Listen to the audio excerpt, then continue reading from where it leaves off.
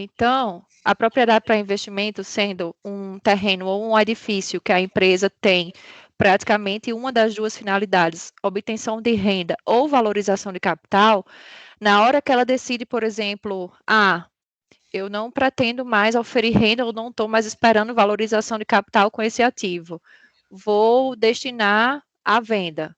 Aí vai lá para o circulante, ativo não circulante disponível para venda, dentro do próprio ativo circulante. Quando ele é tratado dessa forma, ele já fica regido, digamos assim, pelo CPC de estoque, que é o CPC 16. E aí o valor justo dessa propriedade para investimento vai passar a ser o custo desse ativo disponível para venda, já que o CPC 16 fala que o ativo deve ser mensurado pelo seu custo ou pelo seu valor realizável líquido, dos dois, o menor. Tá? Então, da mesma forma, se está na propriedade para investimento, decidir usar na atividade operacional, deixa de ser propriedade para investimento e passa a ser ativo imobilizado. Daí, o valor justo, né, da propriedade para investimento, se ela tiver mensurado a valor justo, vai passar a ser o custo do ativo imobilizado e, a partir daí, esse ativo vai ser tratado com as regras do CPC 27. Vai depreciar, vai ser submetido ao impairment e todos os procedimentos inerentes a esse tipo de ativo. O inverso é mais complicado, assim, por exemplo, quando eu tenho um imobilizado e decidi que não vou mais utilizar, vou destiná-lo à venda ou, não à venda, desculpe, vou ter uma expectativa de obter renda com esse ativo ou valorização de capital. Aí ele deixa de ser imobilizado e vai passar a ser uma propriedade para investimento. O único cuidado que eu tenho que ter é o seguinte: o valor contábil do imobilizado, na medida que ele vai ser mensurado a valor justo, e essa diferença, se for uma valorização, no caso, né, exemplo, o valor contábil do ativo seria 20 mil e o valor justo seria 50.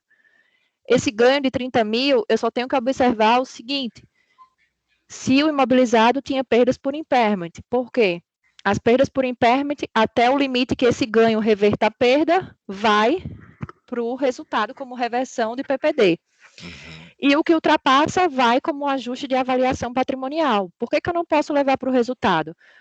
Porque, né, digamos assim, os doutrinadores imaginaram que se eu pudesse levar para o resultado de imediato, seria uma forma das empresas ficarem migrando o uso desses ativos para, como é que eu posso falar? Não para não mostrar, digamos assim, mas não era essa palavra que eu queria usar. Para não deixar transparecer as perdas que esse ativo tinha, seja por depreciação ou por impairment. Ocultar. Exatamente. Era isso que eu queria falar. Então, por isso que aí tem que ir para uma conta de ajuste de avaliação patrimonial. E se estava no ativo disponível para venda e foi para a propriedade para investimento, considerando as particularidades de cada um, aí o custo desse estoque, né, digamos assim, desse ativo disponível para venda, vai passar a ser o custo da propriedade para investimento, que consequentemente vai ser mensurado a valor justo, e qualquer variação eu vou tratar no resultado. O único detalhe é somente com relação ao imobilizado, quando ele é transferido para uma propriedade para investimento. Aí, a professora comentou ali no vídeo também que isso que até não é sobre propriamente a contabilização, mas eu fiquei... Porque pessoa física, quando você vende um imóvel, você tem... acho que depois que adquire e vende, você não paga imposto se for o teu único imóvel, né? Tem umas regrinhas, né? Se for teu único imóvel, se você aplicar na aquisição de outro dentro de 180 dias, Isso. se for um ganho de capital menor de 40 mil. Isso, já as empresas não tem, né? Vendeu 15% mais os 9 lá, né? Exatamente. Eu não sei se vocês acompanharam a reforma tributária e está para passar no Congresso. Enfim, há uma perspectiva de reduzir a alíquota de RPJ acho que 22,5 a partir de 2. Não, eu li assim bem por cima, não me prendi às datas. Mas eu sei que há uma tendência à redução da carga tributária para as pessoas jurídicas, né, para as empresas. Juntando imposto de renda e contribuição social, essa alíquota seria reduzida, que hoje está em cerca de 24%, né, com 10% de adicional, dependendo do faturamento da empresa. Então, seria reduzido a 22,5%, né, juntando somente o imposto de renda e a contribuição social, acho que em 2022, e tem redução sucessivas até 2023, salvo engano, mas aí eu não acompanhei mais, porque ainda não foi teoricamente aprovado, então tudo pode mudar. Uhum. Mas aí, essa pessoa física, ela, quando você vende um imóvel, no mês subsequente à venda, existe um programa similar ao programa de geração de imposto de renda de pessoa física, que é o GCAP, o Programa de Ganho de Capital. Lá você vai informar qual foi o bem que você vendeu, a quem você vendeu, se houve corretagem, as características do imóvel, se o valor, qual era o valor que estava registrado anteriormente, quanto que, aí o próprio programa já apura quanto foi o lucro, né, esse ganho de capital, como a Receita chama, e aí pergunta se você vai aplicar na aquisição de outro bem, se é seu único imóvel, o programa calcula se o ganho for maior que 40 mil, e aí essas são, em geral, as regras para você estar isento, né, da cobrança de 15% sobre o lucro na alienação. Mas aí, eu não quero ocupar a aula, né, professora, mas neste caso, a gente posso perguntar depois para o professor ali por chat, mas se era o bem da família, por exemplo, a pessoa já estava há 6 anos lá, tem alguma coisa nesse sentido também, 6, 7 anos, né, bastante tempo atrás, não é uma coisa rotineira, ela compra um no ano, vende e vai para outro. Porque daí, se você comprou 6, 7 anos atrás, pode ter... É nos últimos 5 5 anos. anos, né? Exatamente. Mas aí tem que ser seu único bem, tem que ter sido esse ganho, né, esse lucro nos últimos 5 anos. Aí você realmente está isento do imposto. É pelo tempo, pelo valor, e se você vai fazer a aplicação na aquisição de um outro bem. Esse, em geral, são os critérios. E a pessoa é obrigada a fazer esse GCAP? Sim, o ideal é fazer. Porque aí você informa a Receita que aquele bem não é mais seu, é uma obrigação acessória, né? Então, você vai prestar toda a informação relativa àquele bem, porque aí depois o que acontece? Às vezes, a pessoa comprou, não passou a escritura ainda, então, para todos os efeitos, o bem é seu. E na hora que você informa a própria Receita Federal, já informa o CPF de quem está adquirindo e essas informações acabam sendo cruzadas, entendeu? E de certo modo, exime, digamos assim, a sua responsabilidade. Não total, né? Mas você já prestou a informação à Receita Federal, né? Em relação a esse ponto. Eu sempre fico em dúvida com esses 180 dias, porque 180 dias não dá nem para você virar um imposto, um IR, né? Como é que, se você levar, vamos dizer lá, 200 dias, como é que eles vão saber se você, né, passou dos 180 dias para vender? Porque é difícil vender um imóvel já, daqui 180 dias vou vender. Que muitas vezes quando você vende, você já tem outro, né? Principalmente aqui no Brasil, que dinheiro parado não vale nada. Você vende e você já tem expectativa, ou você já está construindo outra casa, ou você já comprou outro imóvel na planta, então você tem alguma noção realmente do que você vai fazer, né? Mas a contagem certinha a Receita não faz. Até porque muita gente, digamos, você vende, até passar a escritura, se for financiamento, até sair o financiamento, você já ganhou aí uns 3 meses. De fato, a venda vai ser concretizada, vamos imaginar assim, para fins fiscais, não é por competência, é por caixa. Digamos, quando o financiamento foi liberado, aqui para fins fiscais essa venda foi concretizada. Então, daí já passou às vezes 2, 3 meses, e a partir daí você tem 180 dias, que é quando, né, para fins fiscais a venda realmente existiu, você tem 180 dias para fazer a aplicação desse recurso.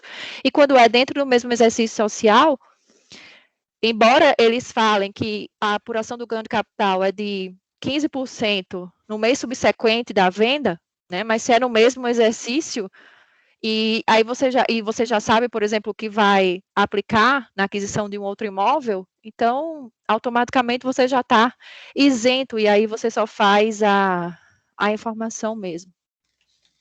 Tá bom. Obrigado, professor. De nada.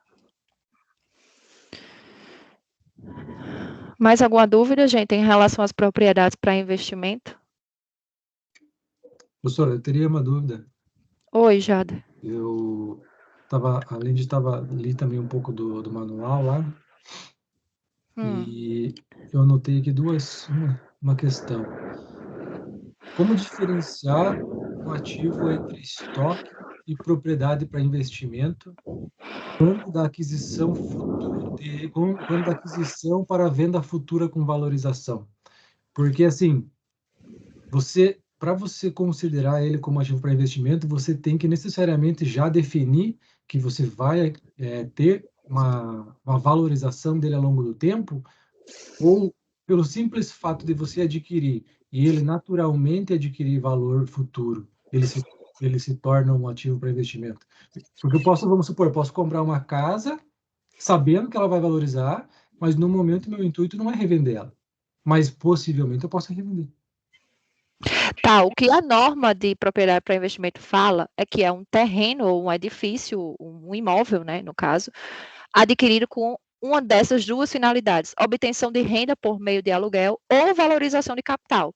Até o próprio CPC fala que quando você adquire um bem nessas características que você ainda não determinou o uso, mesmo que você adquirir possivelmente para aumentar a minha empresa, aumentar o parque, a planta industrial, mas não sei ainda se vai ser esse o uso.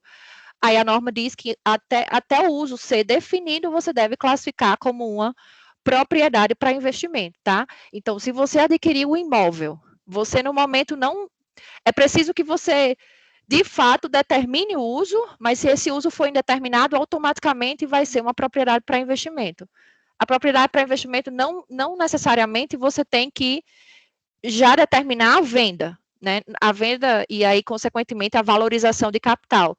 Mas se o uso for indeterminado, até que seja definido, fica como propriedade para investimento. Não sei se eu consegui ser clara. Em relação ao estoque, continue. Então, na verdade, essa definição vai partir da alta direção da empresa. Ela que vai dizer se vai ter um destino ou não, e não tendo destino é contabilizada como ativo para investimento. Com propriedade para investimento. Ou então, ela comprou um terreno ou um lote num condomínio industrial, na expectativa de lá na frente isso se valorizar e ela revender. Também atende a definição de propriedade para investimento. Então, vai ser classificado nesse grupo. Entendi. Beleza, então isso está claro. A relação do estoque que você falou é o seguinte. Eu acho que tem a ver com a questão da transferência, né? Pela pergunta que você fez. Propriedade para investimento é contabilizada não, desculpe, ela é normatizada pelo CPC 28, né? Inicialmente a custo, depois a valor justo ou metro de custo. Em relação ao estoque, não é que você adquire um estoque e vai classificar como propriedade para investimento. A propriedade para investimento é um grupo dentro da contabilidade do ativo não circulante dentro do investimento, e o estoque está lá no meu ativo circulante. Quando que essa propriedade para investimento se transforma em estoque? A partir do momento que você muda o uso, tá? Eu tenho, nesse caso aí que você falou, comprei uma casa, mas sem intenção de venda de início, não determinei o uso. Propriedade para investimento. A partir do momento que eu disponibilizei esse ativo para venda, ele sai da propriedade para investimento e vai para um ativo não circulante disponível para venda, dentro lá do grupo do ativo circulante.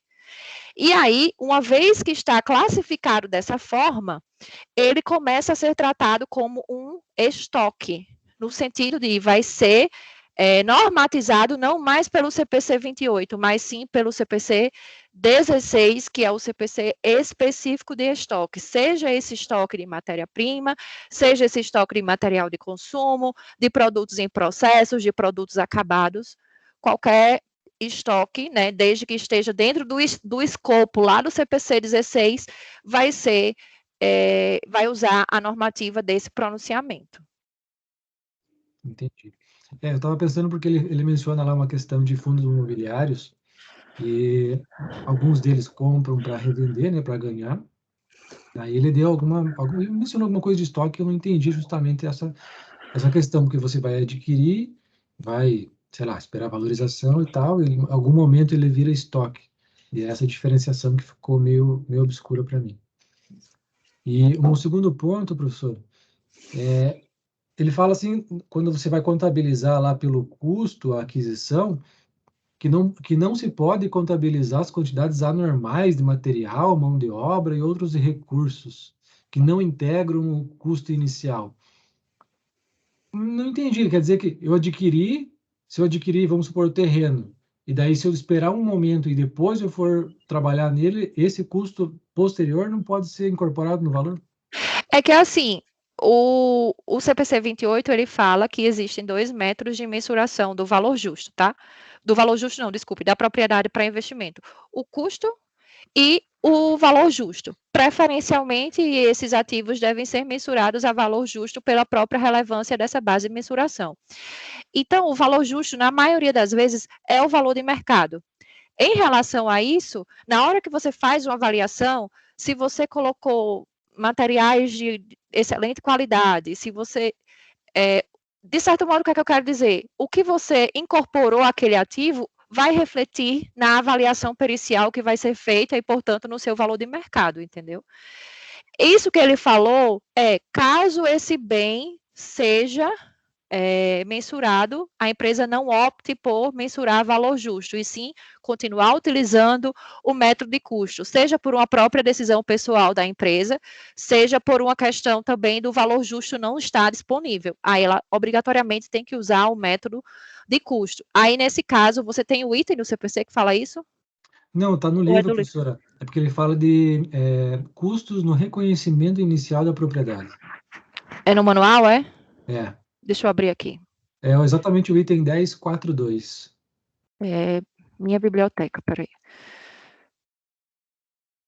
E daí meio que eu fiquei em contradição, porque, poxa, se você é a mensuração inicial do custo... Não, é que eu preciso ler o que está lá, porque não sei se é por exemplo, vocês estão estudando a disciplina de custos, correto?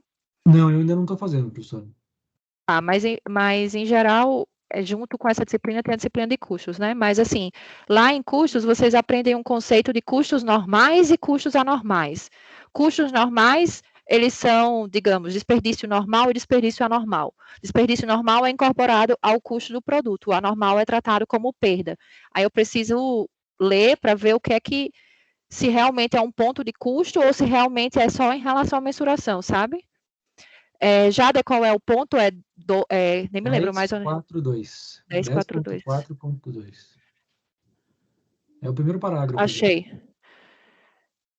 A propriedade para investimento deve ser mensurada inicialmente pelo seu custo de aquisição, que é uma base de mensuração de entrada, cujo preço de transação na data da compra normalmente coincide com o valor justo.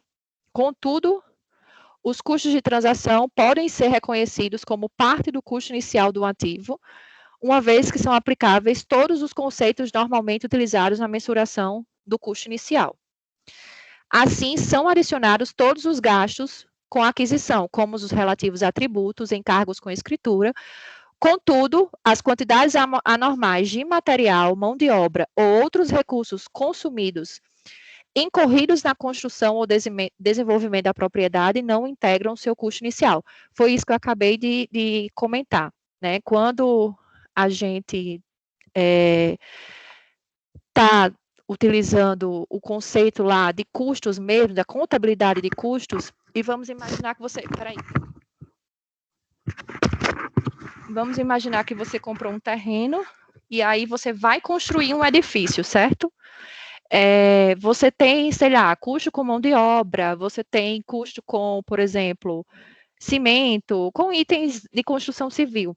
E aí você compra, sei lá, 10 quilos de cimento. Dentro disso aí, existe uma quantidade normal que é utilizada, mas tem uma quantidade que se desperdiça, né? Seja por uma chuva, por uma seca, enfim, o material ficou aberto. É isso que ele está dizendo, esse desperdício de material, digamos assim, para atribuição do custo é que não pode ser tratado como parte do custo da propriedade para investimento.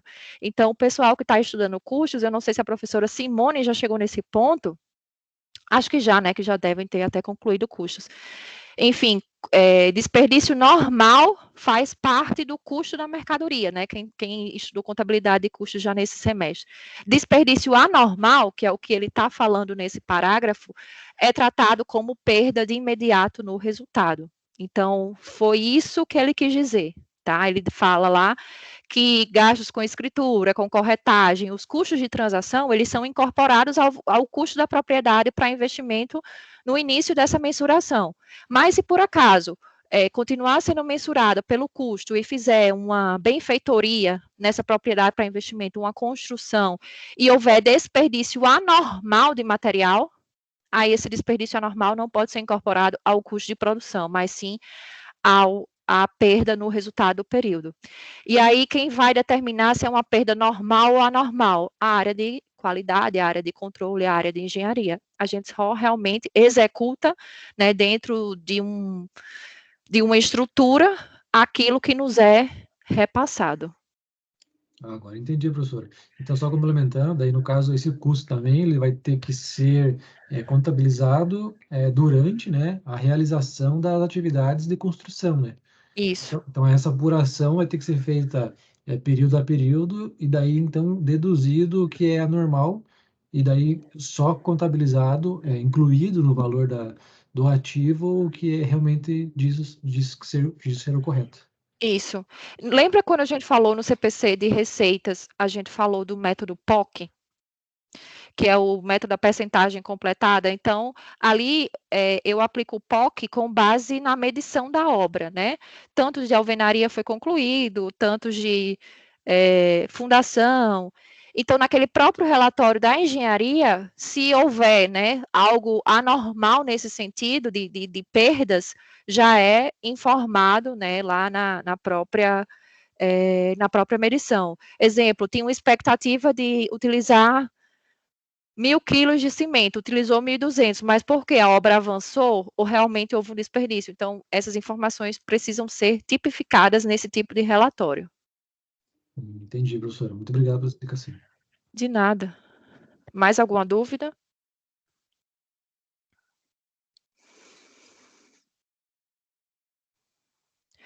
Bem, pessoal, vou compartilhar aqui a tela com vocês, porque eu até já tinha mandado em outro tópico nosso de aula, mas eu não me recordo qual foi, as demonstrações do grupo JHSF. E aí eu resolvi trazer para vocês novamente para analisarmos as propriedades, não para analisarmos, né? Para vocês terem ideia de como que esses ativos eles são tratados nas notas explicativas das empresas. O grupo JHSF, ele é responsável por vários empreendimentos aqui no nosso país. O Shopping Jardins, por exemplo, em São Paulo, desse grupo, o Hotel Fazano também. Então, eles têm, como que eu posso falar? A área de atuação deles é bem extensa, né? O mercado de turismo, o mercado de varejo não, shopping não seria varejo, mas eu quis dizer varejo no sentido de comércio, né? De ser um amplo empreendimento que está associado ao varejo, cada uma das lojas em si, não propriamente o shopping.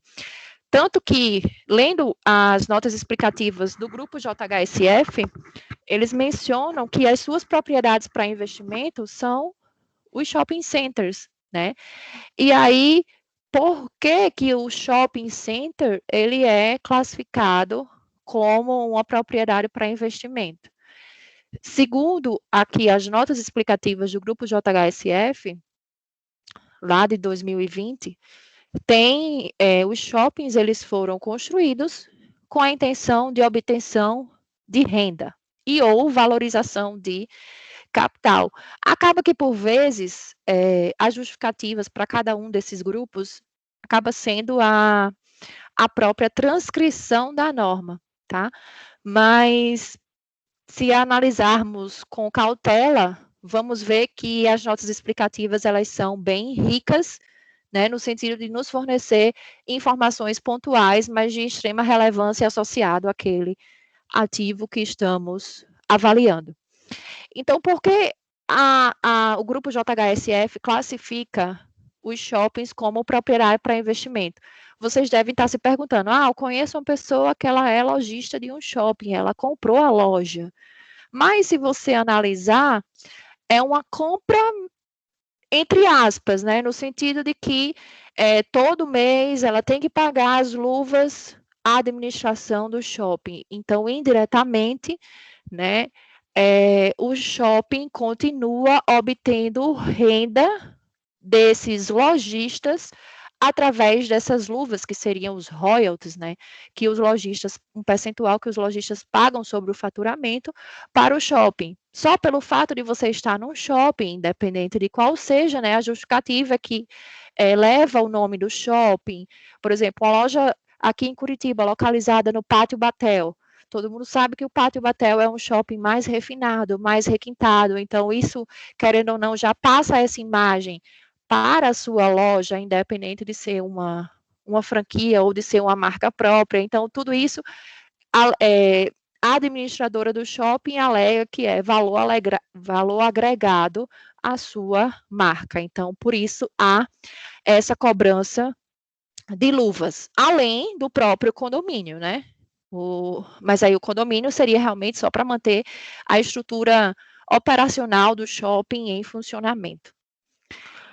E aí, no grupo JHSF, eles inicialmente mensuram essas propriedades para investimento pelo custo de aquisição, posteriormente pelo valor justo. E aí tem nas notas explicativas que eles utilizam o nível 3 de hierarquia do valor justo, tá? Se vocês olharem o CPC 46, que é o CPC que trata de valor justo, existem formas desse valor justo ser mensurado. O valor de mercado seria a informação no nível 1 do valor justo. O nível 2 seria o custo corrente ou um custo de reposição. E o nível 3 seria o ajuste a valor presente de fluxos de caixas obtidos com esse ativo. Tá, e qual é a justificativa, como que esse shopping ele pode utilizar o nível 3? Então, o CPC do valor justo, ele fala o seguinte: se o valor de mercado estiver indisponível, ou não for possível fazer essa mensuração com confiabilidade, eu tenho que automaticamente ir para o nível 2. Também, se o nível 2 for incoerente com o meu tipo de ativo, aí eu tenho que passar para o nível 3, que seria o ajuste a valor presente desses fluxos de caixa, tá? E aí, só preciso justificar isso nas notas explicativas. Até fiquei surpresa quando eu vi, porque normalmente, né, utiliza-se o valor justo no nível 1 de hierarquia, que é o próprio valor de mercado. Mas aí, ao longo dessas notas explicativas, o grupo JHSF, ele se justifica no sentido de que é um empreendimento específico, né, que não tem opinião independente para fazer essa avaliação, e por isso que houve a escolha, né, de ser mensurado utilizando o nível 3 do valor justo, tá? Eles falam também dos terrenos que ainda não estão em desenvolvimento ou prontos, que seria no caso de uso indeterminado, que eu falei, né? E aí esses terrenos, eles também são classificados como uma propriedade para investimento. E eles também retratam que a variação entre o valor de custo e o valor justo calculado é contabilizado como variação do valor justo de propriedade para investimento. Isso tanto no momento de transição, no método de mensuração, como na avaliação do valor justo a cada período, né? Se vocês olharem o CPC fala que qualquer variação do valor justo de um ano para outro, de um trimestre para outro, eu devo contabilizar de imediato no resultado, né? Na conta de variação no valor justo de propriedade para investimento, seja uma receita, né, um ganho, ou seja, uma despesa, uma perda.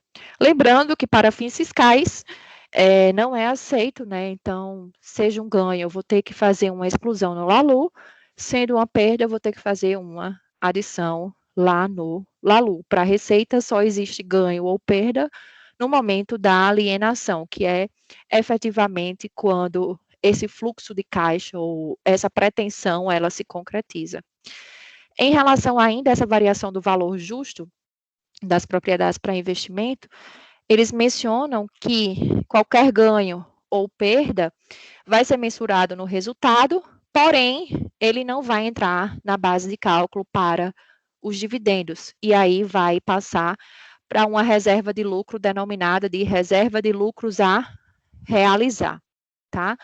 Esse assunto nós vamos ver nas próximas aulas, né, que é o PL, mas de certo modo o que é que ele está dizendo? Eu tenho lá um lucro líquido, vamos imaginar que o grupo só quer dizer JBS, JHSF tem um lucro do período. Aí existe a distribuição de lucros, tá? Essa distribuição de lucros deve ser feita inicialmente para reserva legal, reserva estatutária, enfim, existem uma série de critérios que vocês ainda vão ver que eu preciso observar para fazer essa distribuição de lucros. E aí, o que é que eles estão dizendo aqui?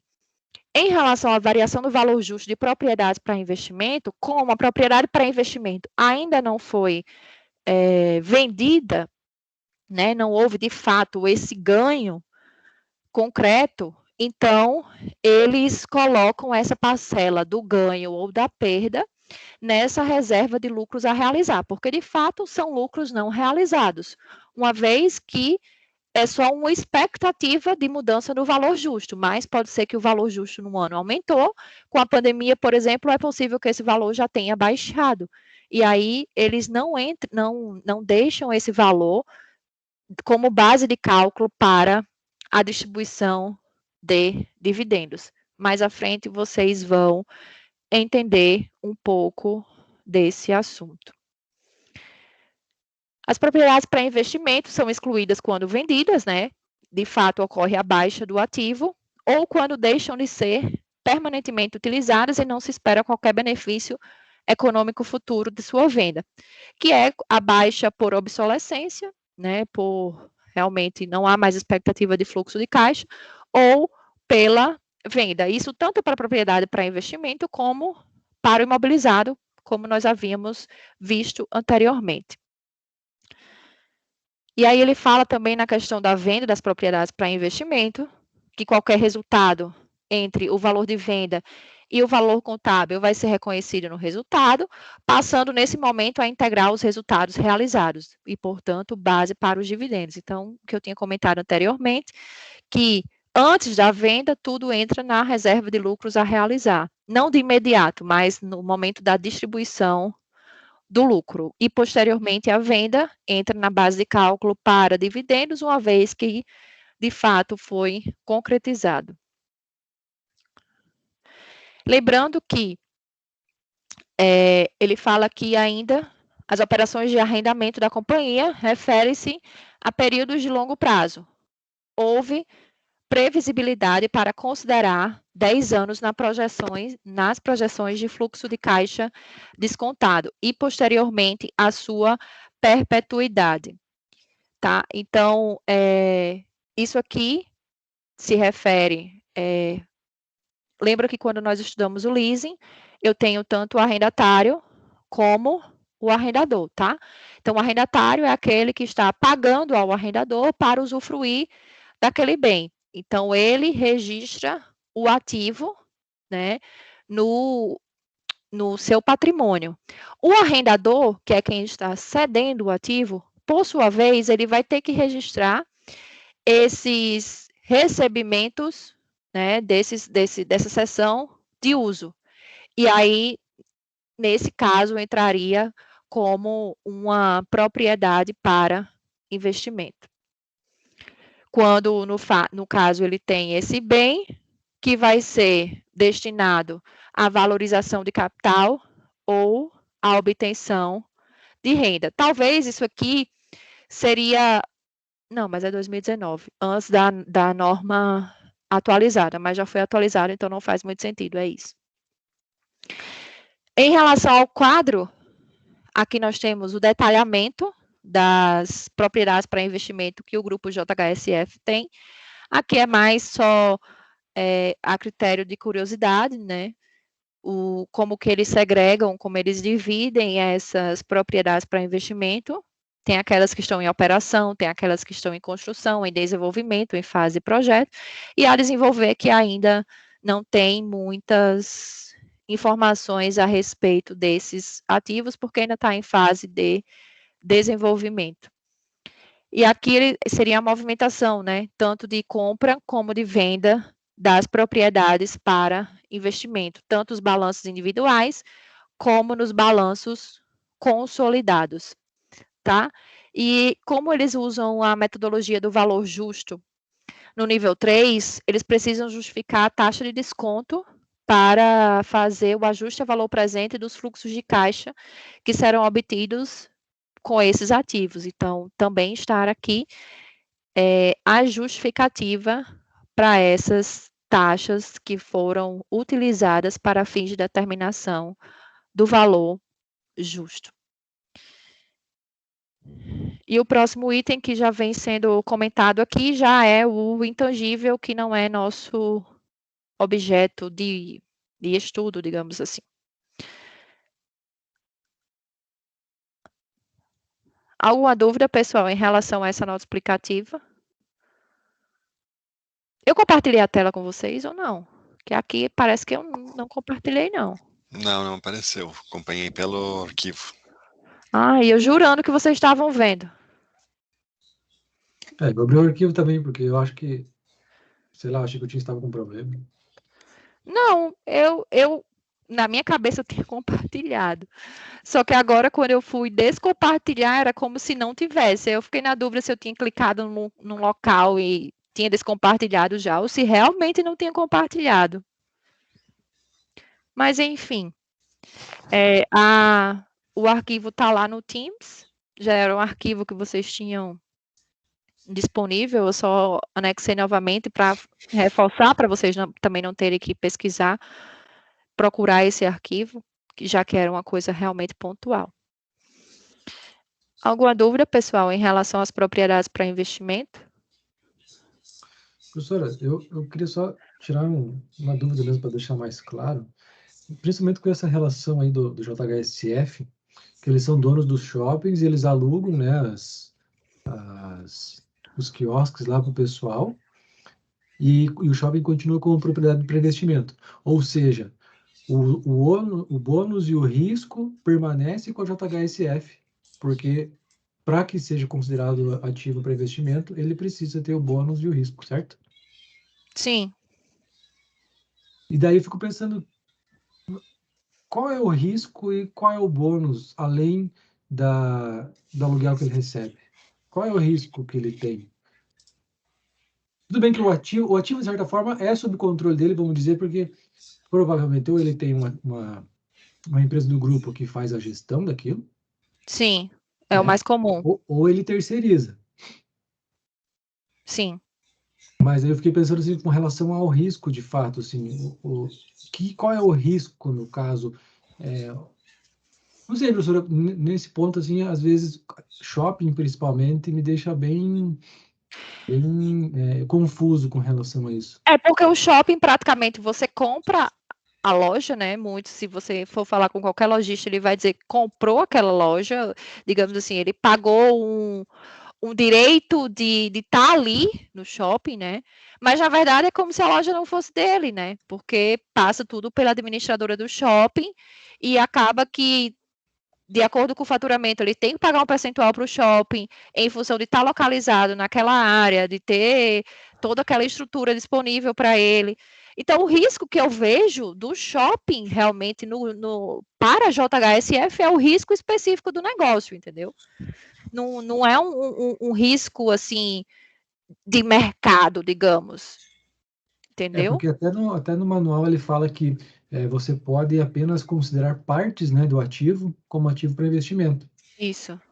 Então, aí, nesse caso do shopping, eu fiquei pensando assim, ele não pode considerar as lojas como parte do ativo, eu acho. Ele tem que considerar toda a infraestrutura, talvez, que o shopping forneça para as lojas. É que, assim, não sei se você chegou a ler essa parte também, mas ele fala que se você conseguir determinar o que é realmente propriedade para investimento e o que não é, né? Isso. Você consegue mensurar das duas formas. Se não, você vai mensurar considerando o uso mais relevante. E aí, nesse caso, a JHSF, possivelmente o uso mais relevante dentro de um shopping é realmente como uma propriedade para investimento, né? Mas ele teria que ter justificado, porque, ou se realmente existe essa possibilidade, ele teria que ter justificado porque ele mensurou tudo como propriedade para investimento e não segregou em partes, né? Uma parte propriedade para investimento, uma parte imobilizada, por exemplo. Porque a parte que está funcionando, a administradora do shopping, não é propriedade para investimento. É a própria natureza operacional da companhia. Então, deveria ser segregada em parte imobilizada, parte propriedade para investimento. Isso, assim eu concordo, professor. Assim, eu acho que daí ficaria mais claro. Né? Mas, infelizmente, o CPC ele deixa essa brecha, né? Que se não for possível, como é que eu posso falar? Segregar dessas duas formas, uma parte imobilizada, uma parte propriedade para investimento, eu tenho que avaliar o uso mais relevante. E aí, no caso do shopping, se for propriedade para investimento pela obtenção de renda, então acaba que a atividade operacional, ela como é que eu posso dizer? Ela é junta, ela vai ser classificada juntamente com o uso mais relevante, que é a propriedade para investimento. É uma brecha da própria norma, entende? Entendi. E, professor, até agora, tocando nesse assunto da questão do rendimento, né, do ativo para investimento e do rendimento, no caso do imobilizado, como recebimento de aluguel. Com relação a imposto, tem diferenciação? Como assim? Porque a renda que ele obtém de ativo para investimento e a renda que ele tem do imobilizado alugado, vamos dizer... Não, mas é que se você tem um ativo e está alugado, obrigatoriamente ele tem que ser uma propriedade para investimento, entendeu? Ah, tá. O imobilizado é só o que você está não, é só o usando. registro dele. Ah, tá, é só o registro dele que vai mudar. Entendi. Isso. Não, aí para fins fiscais, aluguel entra como par de renda, é tributado. É uma receita, é um fato gerador normal, assim, para cobrança de imposto de renda. Tanto a receita como a despesa também é dedutível. Entendi. Acho que eu fiz uma confusão. Agora entendi. Obrigado, professor. De nada.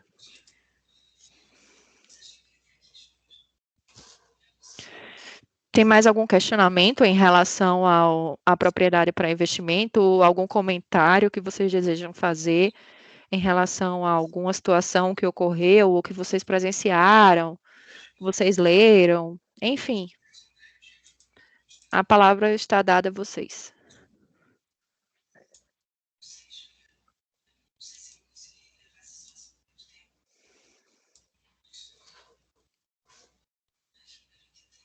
Bem, então, não havendo mais nenhum comentário, eu já disponibilizei o vídeo da aula de hoje. A partir de hoje, nós vamos estudar o PL. O PL ele é um assunto bem extenso, então ele está dividido em 3 partes. Hoje nós vamos estudar, no vídeo vocês vão ver o capital social e os seus desdobramentos, né? Porque eu tenho capital social autorizado, eu tenho capital social subscrito, eu tenho capital social realizado, então vocês precisam diferenciar esses conceitos. E aí vamos estudar também as reservas de capital. Na próxima aula, as reservas de lucro, que elas são mais numerosas. As reservas de capital, existem várias reservas, tá? Mas a mais comum é a reserva de ágio na emissão de ações. Enquanto, por exemplo, uma empresa vende ação para quem adquiriu, o ágio vai ser classificado junto com o investimento e, consequentemente, nas demonstrações consolidadas, o goodwill, né, um ativo intangível, para quem emitiu essa ação, esse ágio ele vai ser um aumento no PL. Eu não posso aumentar o capital social, porque cada ação tem um valor nominal, mas sim essa diferença entre o valor da negociação e o valor nominal ou o valor patrimonial da ação, eu preciso registrar numa reserva de capital, denominada de ágio na emissão de ações. Da mesma forma, o deságio, que é a compra vantajosa, para a empresa que adquiriu essas ações, vai ser lançado direto no resultado, né? Como um ganho, como uma receita. Para quem emitiu essas ações e houve um deságio, ou seja, houve um prejuízo para quem vendeu, esse deságio ele vai diminuir o saldo da reserva de capital. E se essa reserva não tiver saldo suficiente para absorver esse prejuízo, esse prejuízo será absorvido pela reserva que deu origem ao recurso para a emissão dessas ações. Então, assim, é a reserva de capital que normalmente a gente trabalha aqui ao longo da nossa disciplina, que vocês vão ver lá em avançada. As outras reservas de capital seriam de bônus de subscrição, alienação de partes beneficiárias dentro da parte de distribuição de lucros, que temos empregados, colaboradores, acionistas minoritários. Existe lá o que eles chamam de partes beneficiárias.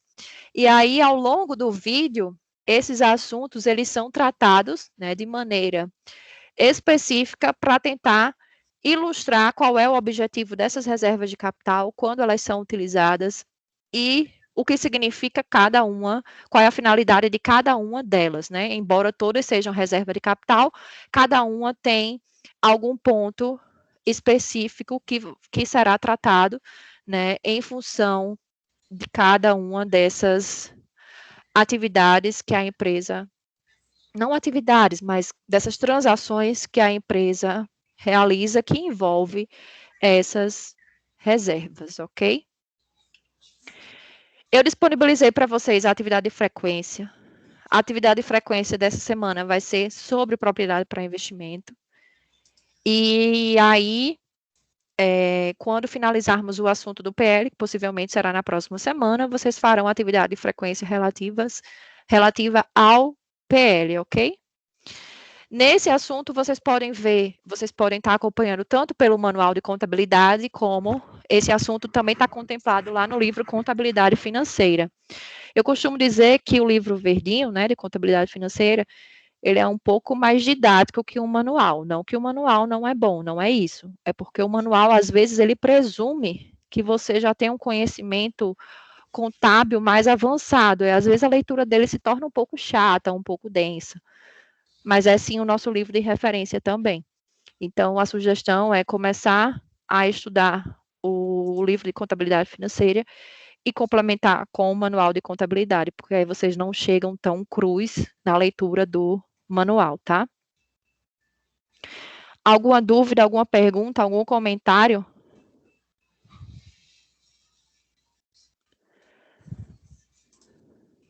Acho que não, professor.